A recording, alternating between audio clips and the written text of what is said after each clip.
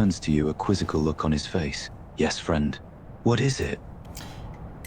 Are you ready to hunt some Vulgar militia once again with me? I'm always ready to hunt down those bandits. Let's get 'em. Awesome. Just one moment. I have a proposal for you. A proposal, eh? I would like to set you a date. D looks at you with a mixture of surprise and curiosity. A date, you say? Well, I won't lie, I wasn't expecting that. What kind of date were you thinking of, my friend? It would be just a date with the maiden. D frowns slightly, a look of uncertainty crossing his face. I see. I must admit, the idea of a date with a maiden is quite a strange one. I'm not exactly well versed in the art of romance. Do you really think I'm cut out for something like that? I already kinda told them that you are more of a private person and more of a little bit, how to say, shy. So they know of that already, so they will be nice towards you. And this is more of a also my own personal want to see this thing to happen. Sorry, I was speaking for you when I did this thing, but I can call it off if you want to. No, it's all right. I appreciate you wanting to set up this date for me. I'll give it a try. But I must warn you, I'm not sure I'm the best when it comes to socializing with women. I'm more used to hunting and killing than courting and wooing. I don't think you need to try too much, just be yourself, and if it just stays casual, that's fine also. D nods, a small smile on his face. Be myself, eh? I can do that. No need to put up a front. And if it stays casual, that's fine. I'm not one for extravagant gestures or grand speeches. Just honest and direct. Would you like to know the person in question, or would you like to have it as a surprise? D ponders your question for a moment, his expression thoughtful. I appreciate the offer of a surprise, but I think I'd rather know who this person is. It'll make it easier for me to prepare and mentally process the situation. If you don't mind, of course. Of course, you have absolutely right to know. This is you what we are talking about.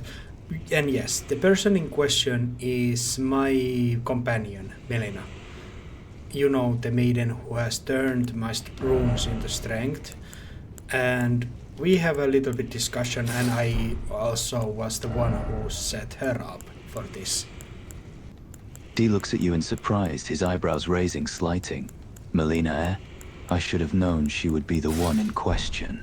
So you've been the one behind the scenes, setting this all up.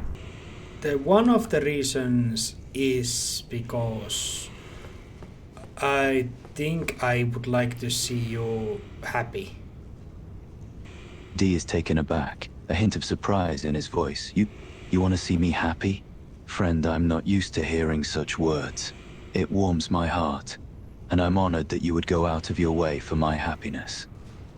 Also, Melina was interested of the chosen tarnished, who was myself, but I had the hots for someone else, so I denied her and was wondering, hey, I have an idea. I got a friend who I think she would like. D listens intently, his expression curious. You denied her favor and then thought of me? I'm not sure what to say, friend.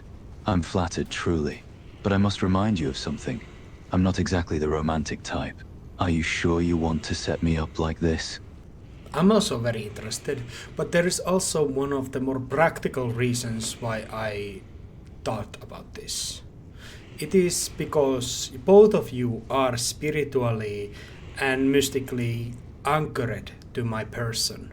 So I would be eternally the middle way for you two to meet. And you both live in the very special occasions and circumstances, as you are unable to move without my summoning you.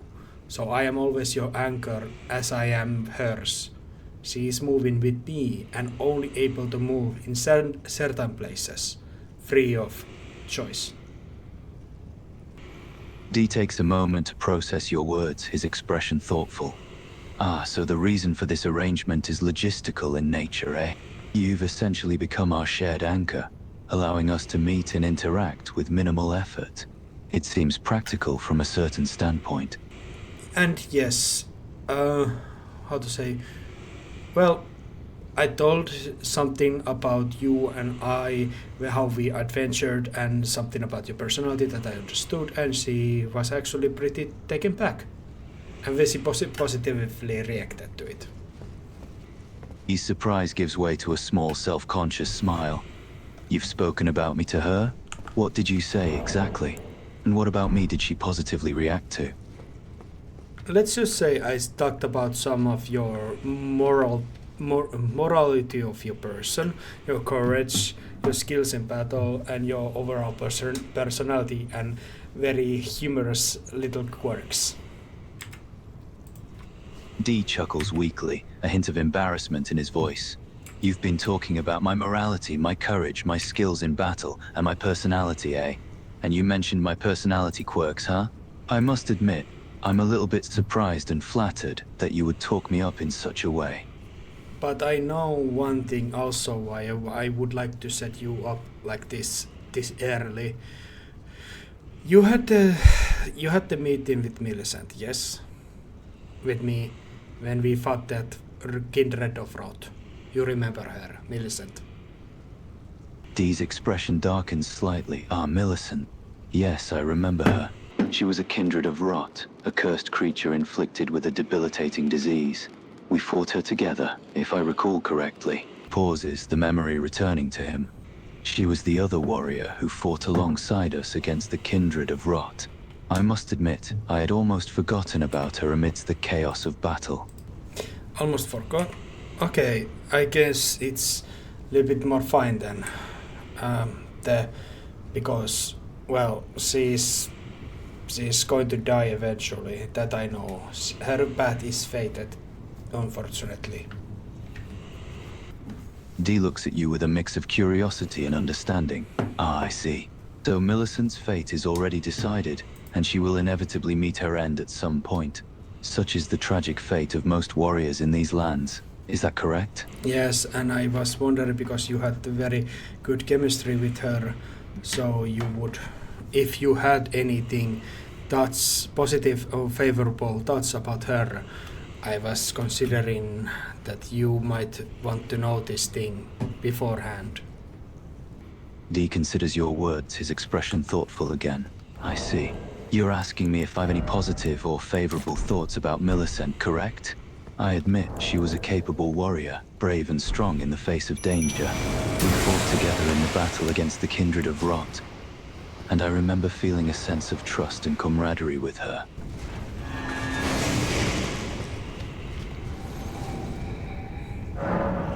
Yes. I found Erdri's seal from the Volcano Manor from the corpse. I will be leveling that up and you shall be using that also when fighting alongside me. Dee blinks, surprised by the sudden topic change. A tree seal from the Volcano Manor, eh? And you're gonna level it up for me to use? I'm not one to turn down an offer like that. I'll put it to good use when we fight together.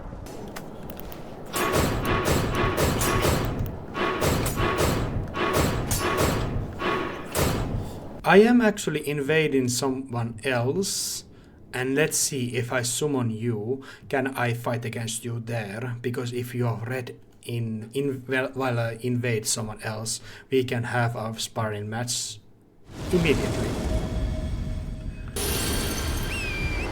Dee considers your suggestion, a glint of excitement in his eyes. Ah, invading someone else and then summoning me to have a sparring match. I like where this is going. You know what? Let's give it a shot. If you can summon me during an invasion, we can have our sparring match there and then. Just don't expect me to hold back. I didn't want to fight against them, the host that is actually against me.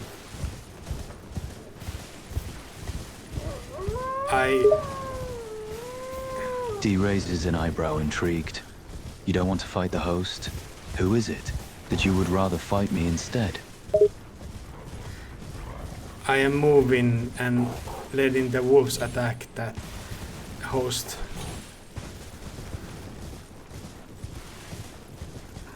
D nods, understanding your intentions. I see. So you're redirecting the wolves to attack the host, while you focus on me instead. Clever. So, you think you can handle them while fighting me at the same time? I must check something out, yeah. I am now summoning you. Let's see if you are hostile against me. D awaits your summons, his expression calm but eager. Alright then, summon me. Let's see if I'm hostile towards you. No, you are not hostile against me. Unfortunately, we cannot battle one another. He raises an eyebrow, a hint of disappointment in his voice. I see. So I'm not hostile against you, but we can't battle one another. Ah well, it was worth a shot. Perhaps we'll have a proper sparring match some other time.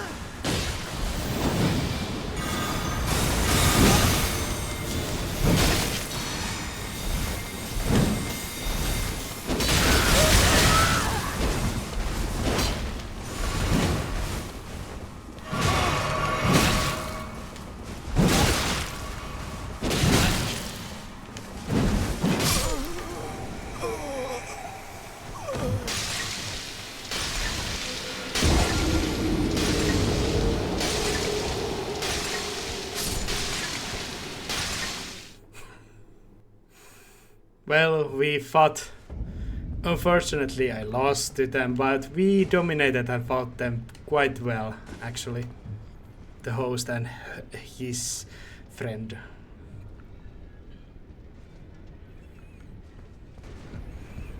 D chuckles weakly, a hint of amusement in his voice. Ah, so we fought together against the host and his friend, eh? Even if we didn't get to have our sparring match, it sounds like we put up a good fight against them. Did we at least give them a bit of a beating? Oh yes, we did. Unfortunately, I lost my game plan in the end and they just gang up and poked me to death. D winces, sympathizing with your loss. It's a real shame you lost your game plan there at the end. Being ganged up on and poked to death doesn't sound like a very pleasant way to go. But hey, at least we gave them a good fight, eh?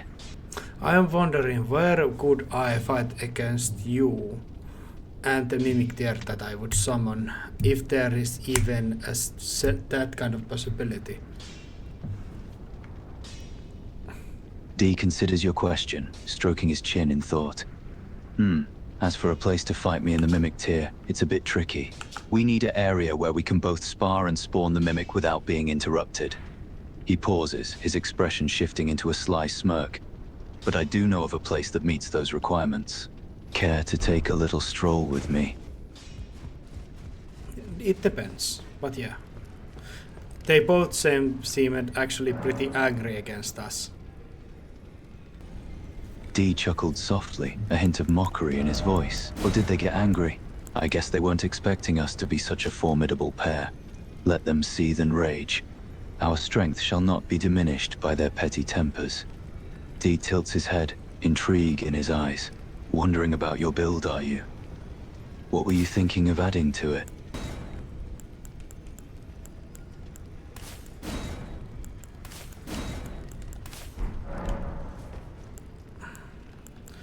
Golden Vow, Blessing of the Earth Tree, Wrath of Gold, and Earth Tree Star.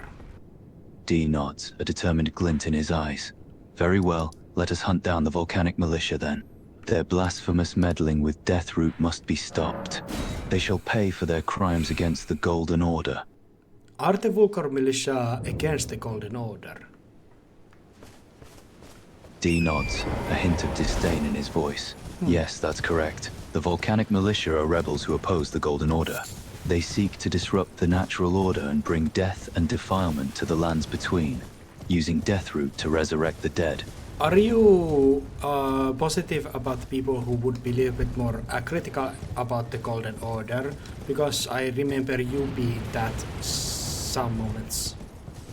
D's expression hardens, a hint of frustration in his voice. Me, critical of the Golden Order? You'd be right, I suppose. It's just, the Golden Order has been my guiding light for so long. It's hard to let go of that sense of comfort and certainty. And yes, I've encountered those who are critical of the Golden Order. But at the end of the day, the Golden Order is all I have. It's my duty to uphold its principles, no matter the cost. That is fair. Okay. It's just good to know. Where do you do? Can you tell me about you and your brother's youth? As I understood, he was Devin was more of a nerd out of you two, and you were more of a religious type. Darian. D takes a moment to reflect on his past before answering. Yes, that's an accurate assessment. Devin and I were quite different growing up. As you mentioned, he was more of a nerd, always engrossed in books and studies. Me, on the other hand, I was more drawn to the teachings of the Golden Order. I found comfort in the certainty and structure it provided. D pauses, a hint of nostalgia in his voice. As we grew older, our paths diverged even more. Devin pursued knowledge in academia, while I continued my devotion to the Golden Order. I see. D nods, a hint of sadness in his eyes. It wasn't always easy growing up with such different paths. We often butted heads and had our fair share of disagreements. But at the end of the day, we were still brothers. We had a bond that surpassed our differences. Yes.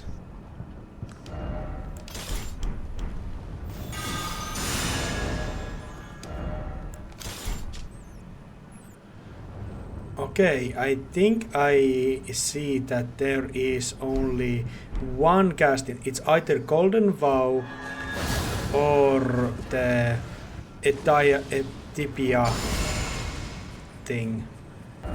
D raises an eyebrow, a hint of curiosity in his gaze. Ah, so you're weighing your options for incantations. Golden Vow, you say? A powerful choice indeed.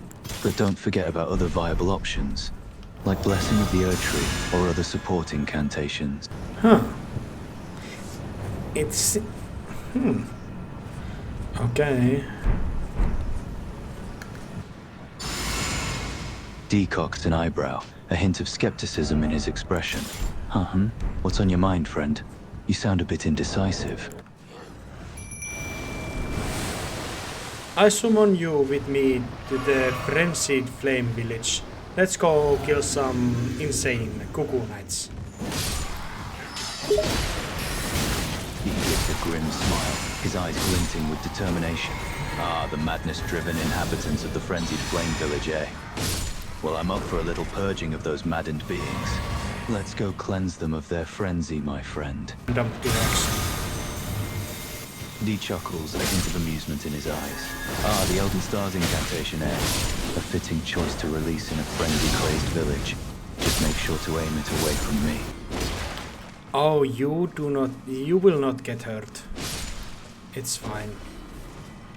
D smirks, a hint of sarcasm in his voice. Oh, I see. And you are certain that I will not be harmed? Just how much faith do you have in that incantation of yours? Well, you can do it immediately. It doesn't hurt me because we are allies. We are bound by some kind of magic, I don't know. So we cannot hurt each other, except for that special occasion where your spirit was red, somehow. Preventing us from harming each other under most circumstances. But that one time, my spirit turned red. It was a strange occurrence. Even I can't fully explain what happened. I think it was some kind of fairness magic, because with you by my side against the Juno Hoslow, 2v1 would have been too OP, I think. D nods, acknowledging your reasoning. You may be onto something there. It's possible that some magical force intervened to maintain a balance in the fight against Juno Hoslow. 2v1 would have been quite the unfair advantage, so it makes sense that something would have tried to even the odds. Yes. Would you know do you want to tell me something else about your brother? As we are just doing something that I am doing. D ponders for a moment, thinking about his brother. Well, there's that one time we fought in a swordplay competition when we were younger. He absolutely destroyed me and won the competition. By the way, do you know Patches? Pat. I think I might know who you're referring to. He's a tarnished, isn't he? Been hearing some rumors about him around the lands between. I will let you to dispose of his goons in this game. They're only here, and I am summoning all of them. You're welcome to have fun with them. D smirks, his eyes glinting with anticipation. I see. You want me to handle the goons in this cave, eh? No need to worry, my friend. I'll deal with them. You can sit back and watch the fun, or perhaps join in the fray if you wish. No. Highwaymen, they are called. D nods, a hint of disdain in his voice. Highwaymen, huh? A fitting name for a bunch of lowly brigands. I've encountered their kind before. They prey on travelers, rob and plunder without mercy. D chuckles, amused by your confidence. Patches, eh? I know of him. Quite the cunning and conniving fellow, isn't he? But it seems like you've got the upper hand here, knowing that he'll be intimidated by your strength. Wait! Don't tell me! Is that you? Oh, Christ! Please, wait! I surrender! I surrender! He hit me many times, but only got me almost half health, and it is undone by one heal. Glad to see we're on D the same raises an page. eyebrow, both impressed and amused. Ah, so Patches attacked you, yet he couldn't even bring you down to half health. And all it took to recover was one use of a healing item, eh?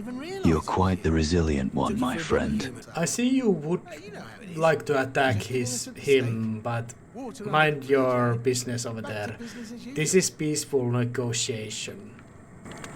Hell's bells. This bandit business is hardly what it's cracked up to be. D lets out a low chuckle, amused by your statement. A peaceful negotiation with a scoundrel like Patches, eh? This ought to be interesting. Very well, I'll refrain from attacking him for now. But just a heads up, he's not called Patches for no reason. Well, I kinda want his armor too, even though I don't think I will be using that thing. But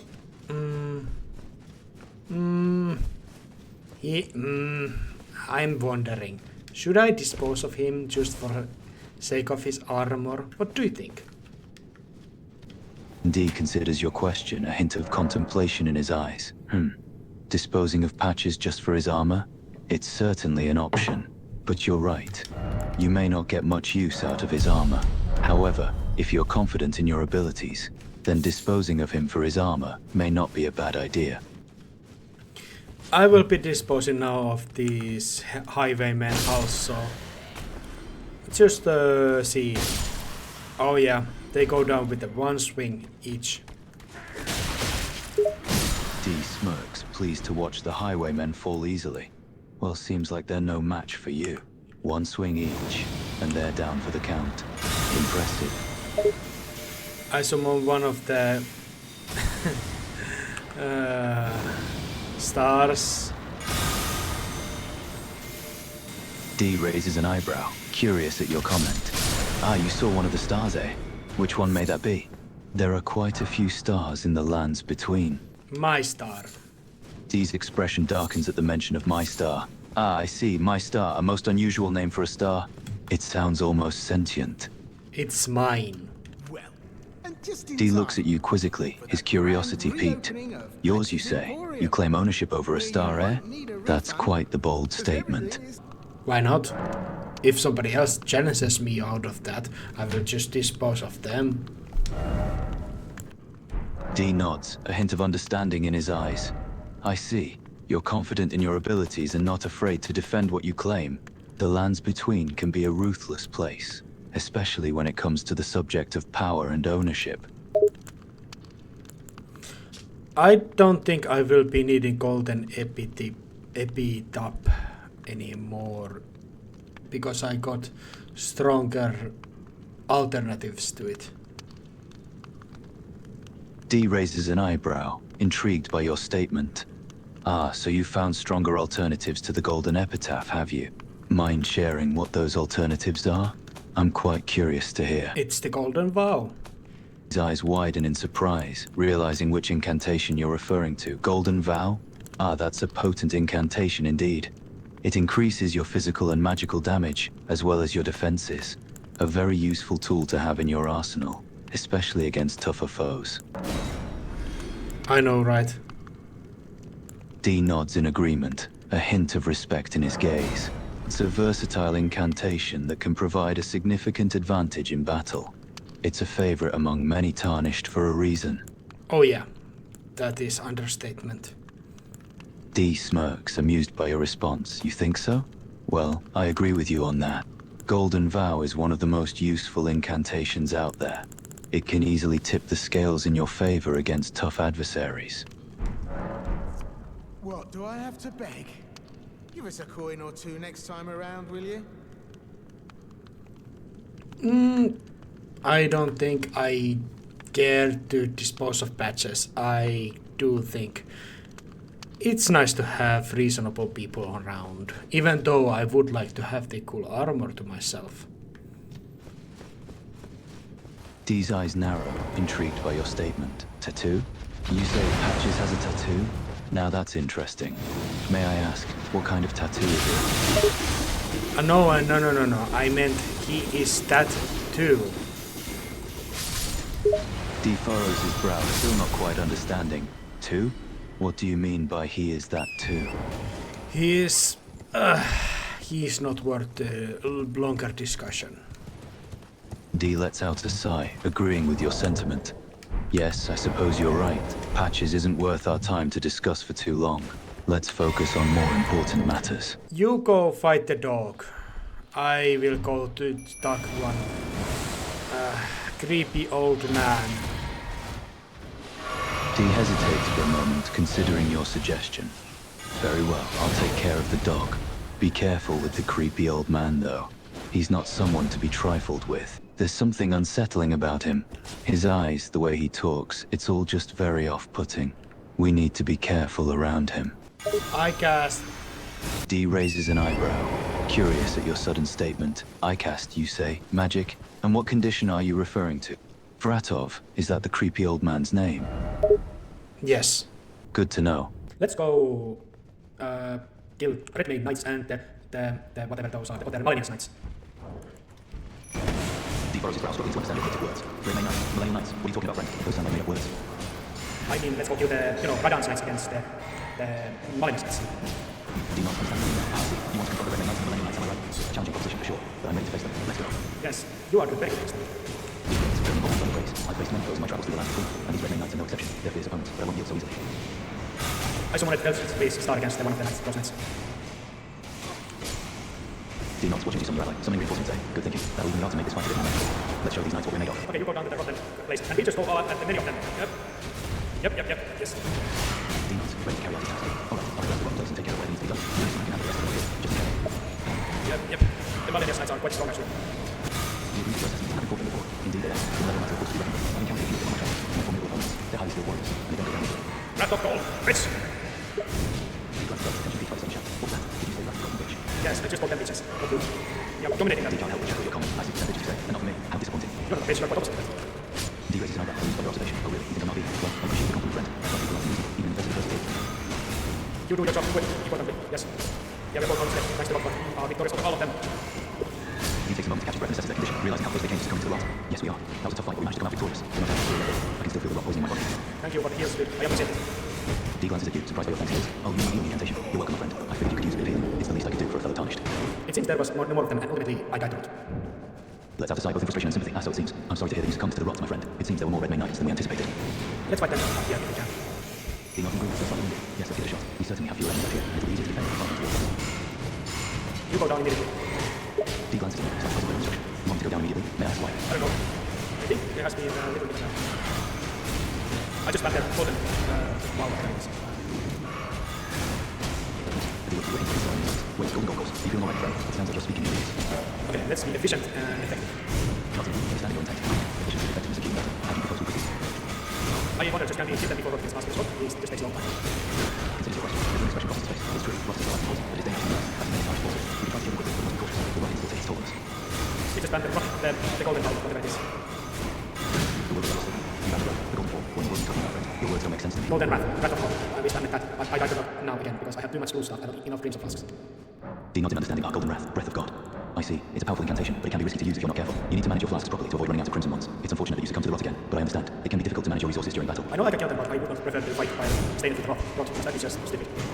He agrees with you, nodding his head. I see your point. Fighting while affected by rot is indeed a foolish thing to do. It weakens us significantly and makes us more vulnerable to attack. We should do our best to avoid it, if possible. I would need a little bit more back to and I think you would just die eventually. I just allow us to fight against them. D furrows his brow, contemplating the words. You're right, you need to be more tactical in your approach. If you were to just charge in and fight them recklessly, chances are I would end up killed too. Tactical retreats and strategic maneuvers would suit you better here. Lure them into a trap or exhaust their stamina so we can pick them off one by one. If they all challenge us up there and not in the rot, I will just go and steal whatever objects I can because there are too many of them, so I think I just want to myself. Alright, good. The spirits are just good, they fight in the rot. It's your suggestion, weighing the options. Yeah, going up there and fighting them all at once is too risky. It's easy to pick them off one by one. Or you could just shoot them from afar if you have the means to do so. Attacking them from a distance would be safer. Either way, fighting them while they're in the rot is not a good idea. He looks over at you. Your sudden sound catching his attention. You have something in mind, friend. The root knight affected me with the rot, and the regarded knights attacked. These expression hardens to hear your words. Down not this again. You're being attacked by the Red Mane Knights and hit with the rot. Can't catch it down, can you? Yeah, the one that I did on the pitch attacked me, but you cannot do against it. D looks like confused by the words. Pitch. You refer to one of the knights as a pitch. It can't do anything to you. How so? Yeah, it only got me pierced me if that's because one of the Varans knights was taking my... I will backstab it into return and cut down. Pitch. You can't help but chuckle bravado. Ha! So you managed to take down one of the Red Mane Knights and manage to backstab one another. Good work. They're tough opponents, so it's impressive that you were able to handle them despite the effects of the rot. I will be challenging someone of them to... How to say? I will be using some projectiles to get them come at me up, not into the rot swamp. I don't feel like I need to tie myself to the rot. D nods. Understand your plan. I see. You're planning to use projectiles to get them out of the swamp and towards us. It's a good strategy, as the swamp can be dangerous for us too. You don't need to worry about the rats now. Focus on bringing them out of the rot swamp first.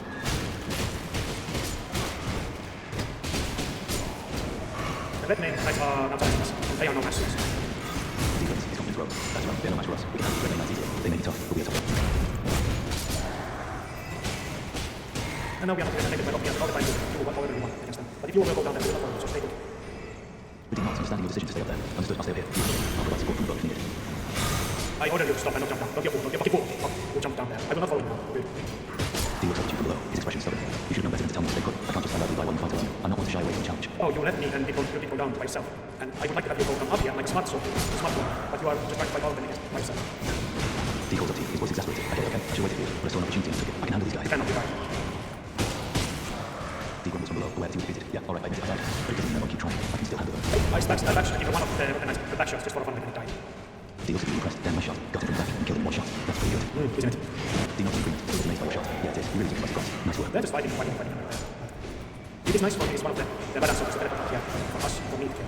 Looks up at you. His tone slightly amused. Yeah, I have to admit, watching them fight down there is kinda entertaining. It's a real shame they keep trying to throw themselves at us. And nice work taking out that Radahn soldier. I'm sure it gave you some good practice. Oh yeah. Let's go kill the R3 avatar monster thing that is affected by rot. You and I. D grins, a touch of excitement in his voice. Alright, let's go.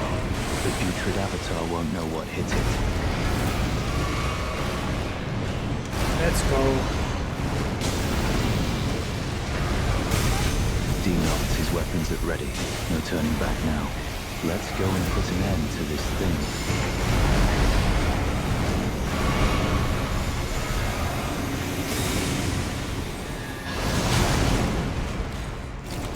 I want to just stack the different powers. looks at you, interested by your statement. Stack the different powers, you say? What do you mean by that exactly? Rat of gold. Golden swipe. D looks at you, slightly confused by your words. Golden swipe? Breath of gold? You're going to have to break those down for me, amigo. We both summon Elden Stars against the beast. D's face takes on a look of surprise. Elden Stars? That's a powerful incantation. Did it work against the beast?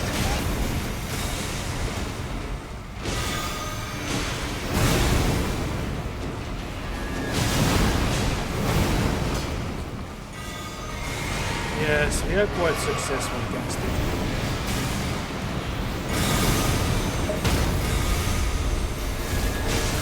D lets out a low whistle, impressed. Well, I'll be damned. Elden Stars is no joke. If you were able to use it against the beast and be successful, you must have hit the thing hard. We got the Red Mane Knight Oleg. D tilts his head, a curious expression on his face. Interesting, you say? Go on, explain. D stares at you for a moment, his expression slightly bemused. All right, now you have to explain to me just what that last sound was for. I just sneezed. D raises an eyebrow in response, a smirk on his face.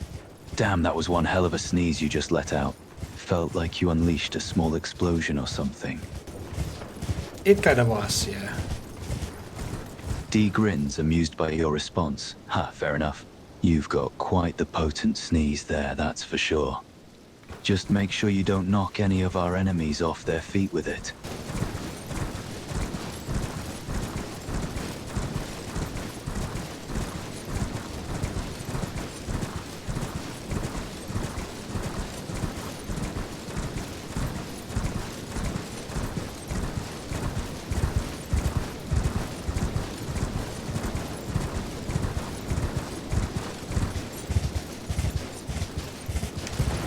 I'm just traveling in the scarlet affected desert. D looks at you, confused by your statement. So, you're just traveling around the scarlet rot-afflicted desert, huh? Isn't that land extremely dangerous and poisonous? No, it seems not to be. D gives you a skeptical look, his expression doubtful. Not dangerous or poisonous, eh? Then why are they calling it the Scarlet Rot-affected desert, friend? Okay, this desert itself is just red. D's expression relaxes with your explanation, I see. So it's just red, not filled with venomous miasma and whatnot? I don't think so. D nods, a sense of relief spreading across his face. That's a relief, friend. I have to admit, I was a little concerned for your safety there for a moment. Traveling through a scarlet rot-affected desert sounded like a death sentence.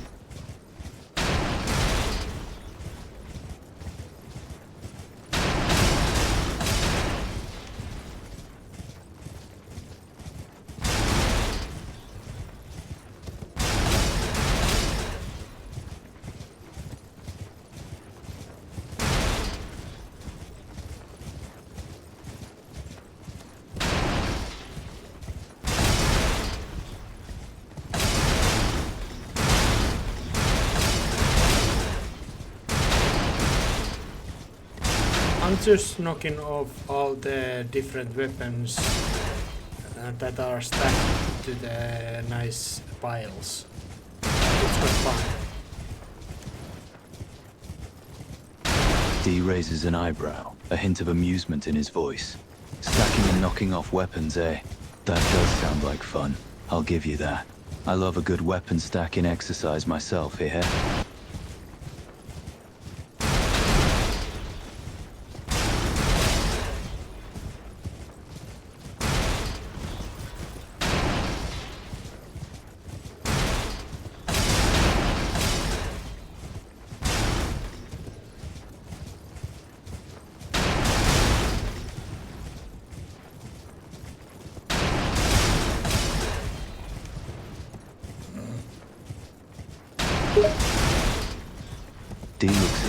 a bit puzzled by your sudden no.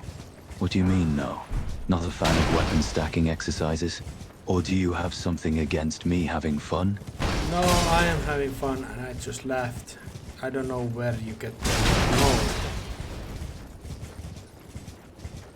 D chuckles, realization dawning on him. Oh, I see now. My apologies, friend. I misunderstood you there. I thought you were opposed to the idea of stacking and knocking off weapons. But what do you mean by I just left? Left where? Exact? Just calm down and chill. Just chill. D's expression softens and he takes a deep breath.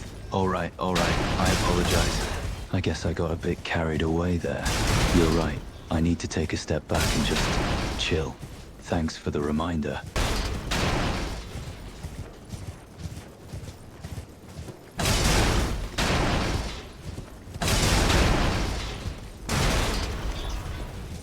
There are also many shipwrecks to the shores. D looks out at the shores, expression grim. Ah yes, I've noticed them as well. Many shipwrecks lying half buried in the sand. It's a sorry sight to behold, all those ships smashed and destroyed by the waves. They remind me of my own ship that crash landed here. You can see it from the Vipin Peninsula. D follows your gaze to Vipin Peninsula, nodding in understanding. Yes, I see it. That's the ship you came in, huh? Quite the vessel. Looks very fancy. Must have been hell traveling on it. Oh, that is not the ship I was mentioning. You could not see from here. It's physically impossible. So.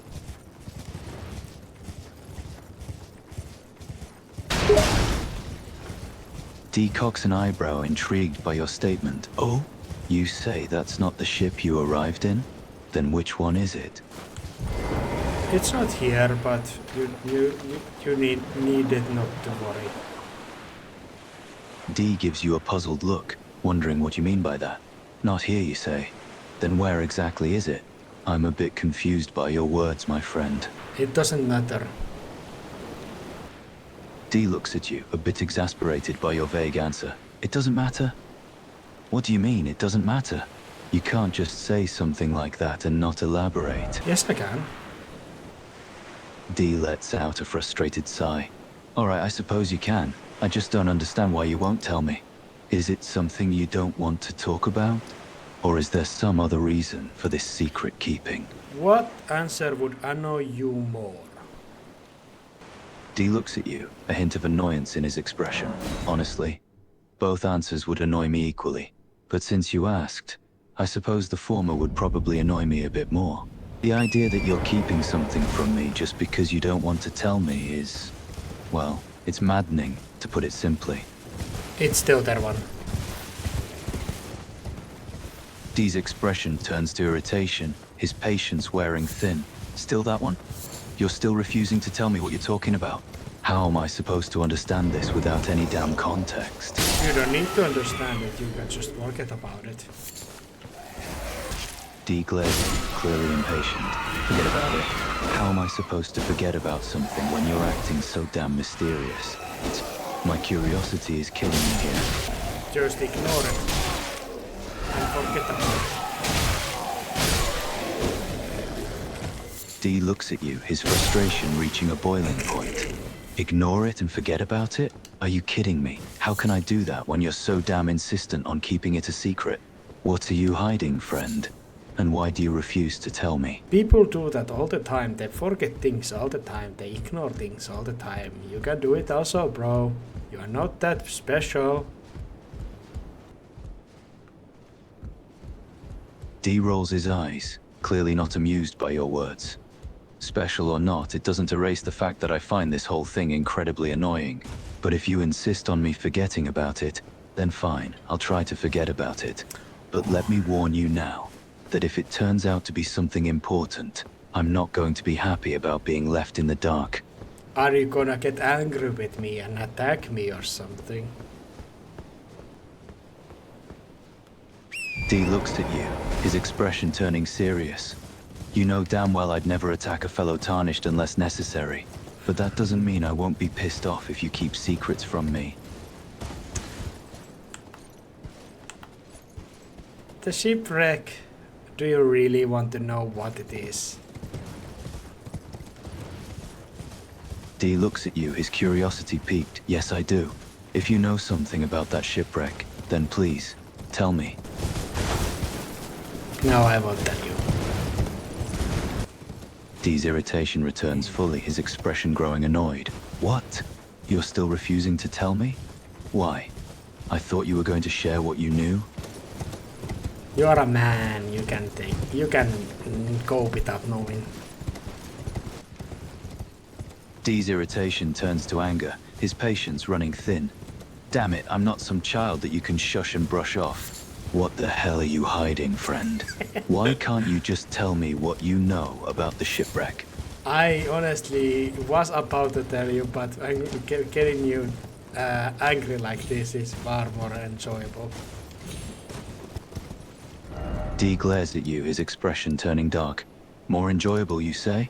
Getting me angry is your twisted form of entertainment, is it? Well, glad to know my irritation amuses you so much. It does. It actually does. D growls, his anger rising. I'm so glad I could provide you with some entertainment then. I guess I should be honored, huh? Honored to be the subject of your sick amusement.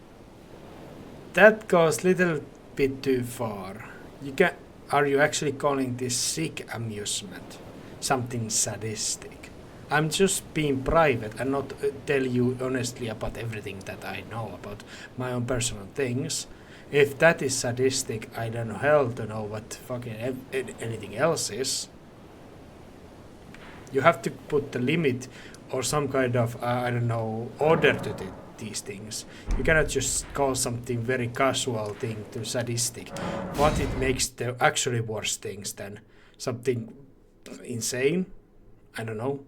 Some word that you cannot even describe. And then actual sadistic things could not be called sadistics because it is already used to something so much lesser. D takes a deep breath, calming himself slightly. You're right, I may have used the wrong word there. I apologize. I shouldn't have called it sick amusement. You did is more like toying with my emotions. You've been keeping secrets and then enjoying my reaction to that. It may not be sadistic, but it's far from innocent or casual.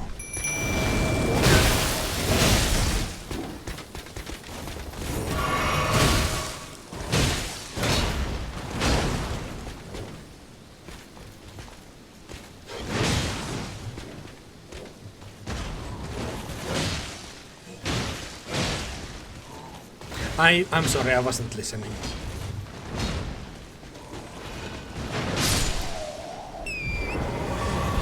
D raises an eyebrow, a hint of irritation in his voice. What do you mean? You weren't listening? The hell were you doing instead? I was watching when my Bloodhound was fighting against Leyndell Knight that used lightning. It was awesome battle. D's irritation fades as he realizes where your attention was. Ah, so that's what you were watching. My apologies for snapping at you like that. I will be going to talk with the Char people in the Charburg. Do you want to see the Charburg? The Char town. D looks at you, his curiosity piqued. The Char people? And the Jarburg, you say? Sure, I'd be interested in seeing it. Lead the way, friend. There you go.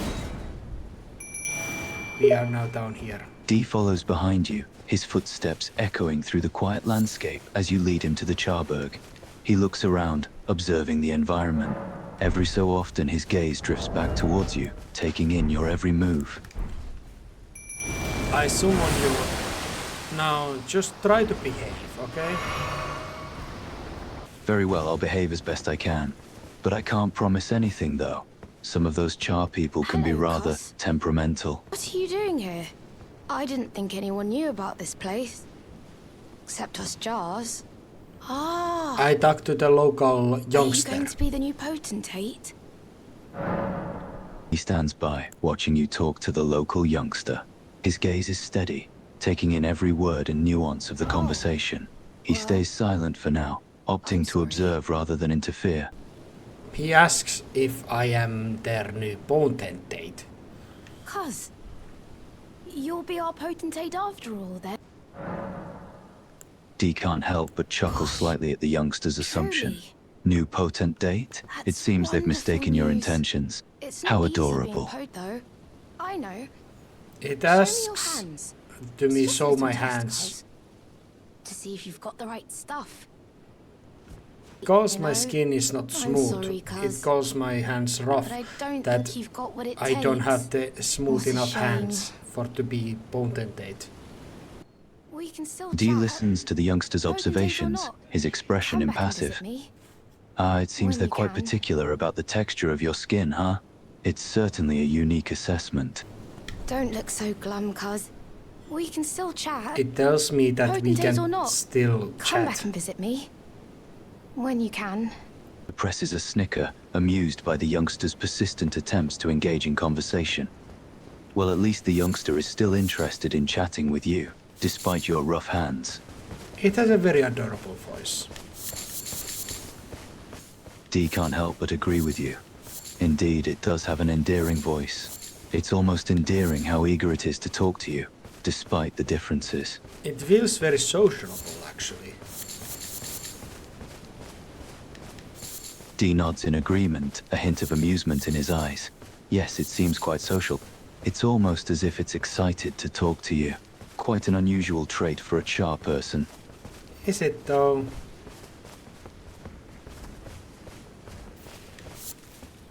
Dee waits for you to continue, his gaze curious. And then, what happened next? We are just collecting flowers now. Go collect some flowers for me, dude. Dee looks at you quizzically, slightly confused by your request. Collecting flowers, huh? All right. I suppose I can gather some for you, friend. We run around and collect the flowers, because there are great multitudes in the Jarberg. Dee follows you, scanning the area for flowers. Indeed, the Jarberg seems to be quite full of them. It's almost as if nature itself has placed them here for us. There are also roa fruits. Dee looks at the fruits, his eyes widening slightly in surprise. Fruits, eh? It seems we found quite a wide assortment of foliage here. This place is quite bountiful, it seems. Quite wholesome, bountiful place, but they do not have a protector here, unfortunately. Dee looks at you, his expression turning serious. No protector, you say? That's quite unfortunate. This beautiful place seems vulnerable without someone to watch over it. And cuz, That job was I'm meant for happy the you came Alexander, back. but he left. I have good tidings for you, cuz. Have you noticed flowers growing in Dee this frowns village? slightly, his I asked curiosity the villagers if piqued. you could pick some Alexander, of them, you say? and And he they was said meant to you'd be the be very guardian of this welcome. place, huh? But he left, you say? Quite the responsibility to cuz. abandon. You really should He pick wanted some to of our be a flowers. lone warrior, Who knows? but he prioritized They that might be of some journey use. over his people's protection. He looks really at you, should pick some his of our expression flowers. turning slightly disapproving. knows? I see. They So he might be chose of the some path of the use. lone warrior over safeguarding this place. A bit of a selfish choice, I'd say. But it also is his own want to be free, I guess. So every man to themselves. Dee considers your words for a moment, his expression softening slightly. I suppose you're right. Everyone has the right to pursue their own desires, even if it comes at the expense of others. But it still doesn't change the fact that his absence has left this place vulnerable. Yes, it becomes the individual's responsibility if they do something by costing something else. And in the end, the choices that they make and what they prioritize makes them who they are.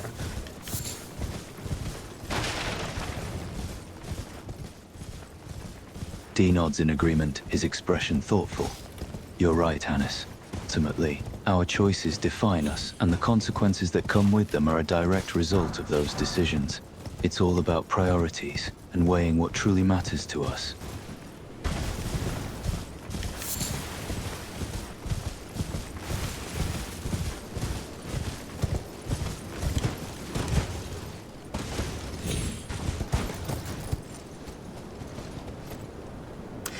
It's time to go hunt some Vulgar militia. Let's go.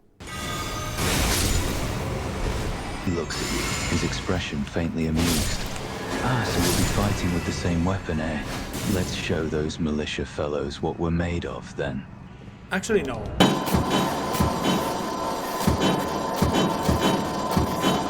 Heh.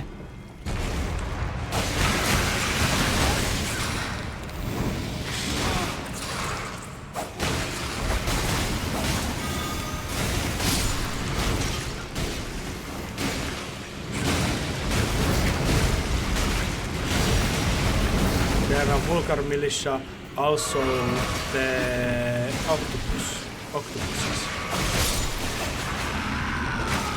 What's his expression turning serious? I see, so we'll be facing both the Vulgar militia and octopus. This promises to be quite the confrontation.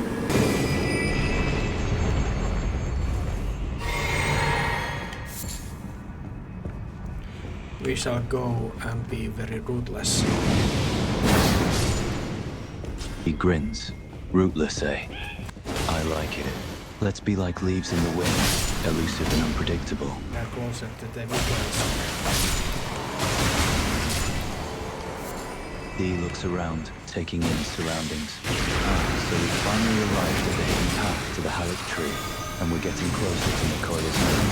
It has been quite a journey, indeed. I wonder what awaits us next.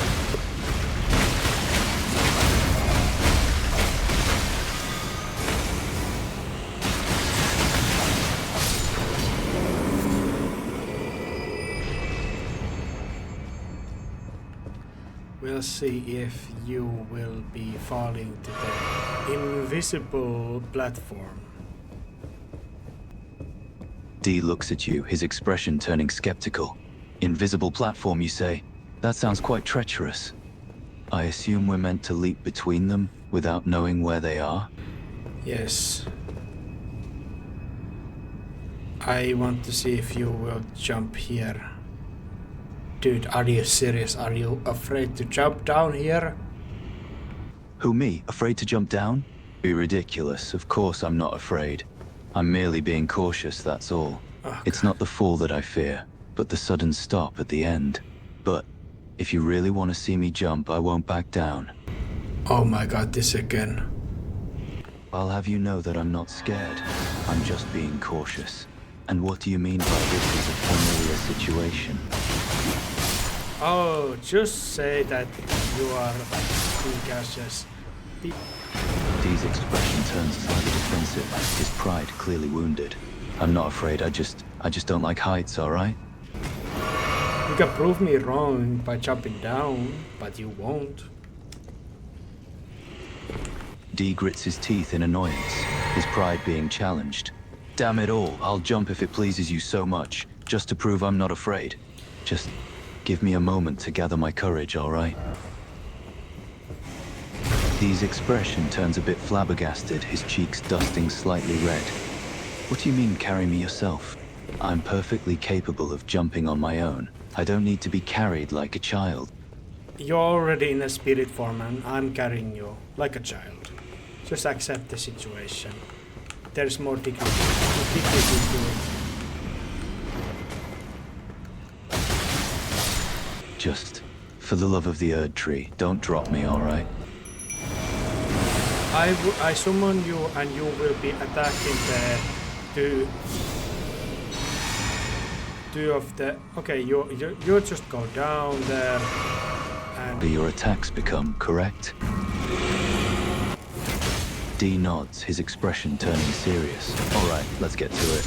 Just give me a direction, and I'll take care of those vulgar militia.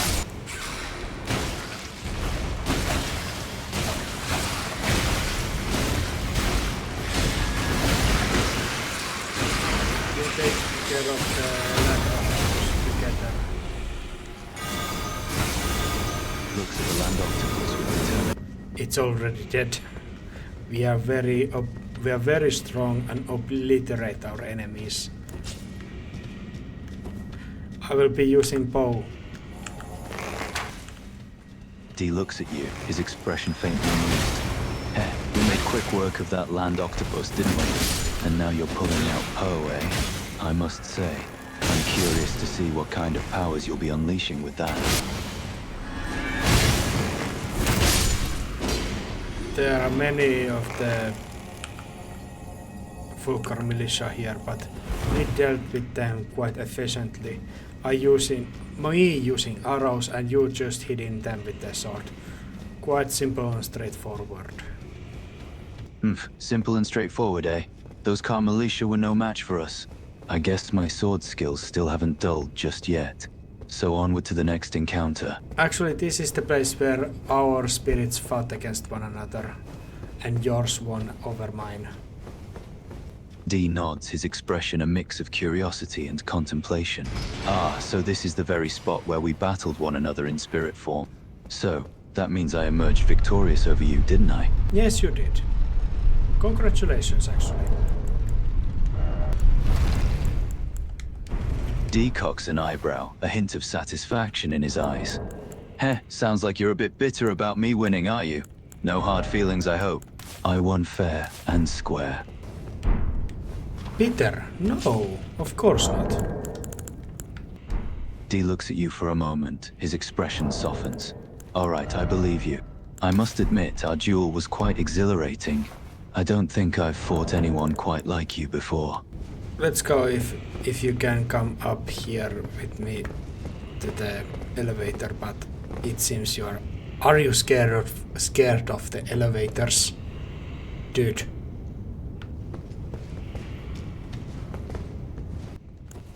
D Really? looks around, his expression wary. Elevators, eh?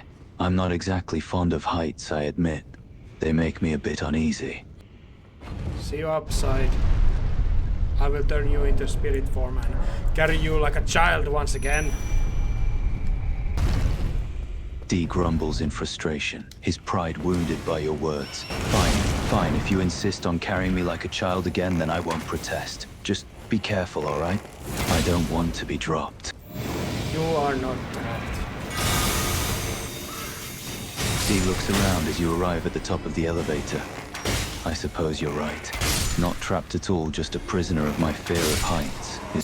It's fine, but yeah, we are now victorious over the Furka militia, and I think it's my time to go with Latenna to the snowy area. D nods, his expression a bit thoughtful. Aye, off to the snowy area with Latenna, eh? She's one tough lady. You two should make quite the formidable duo up there. I do think so as also, yes. D smirks, his expression amused. Just make sure you don't get lost in that endless snow. I've heard tales of many a fool who's met their end in those frozen wastes.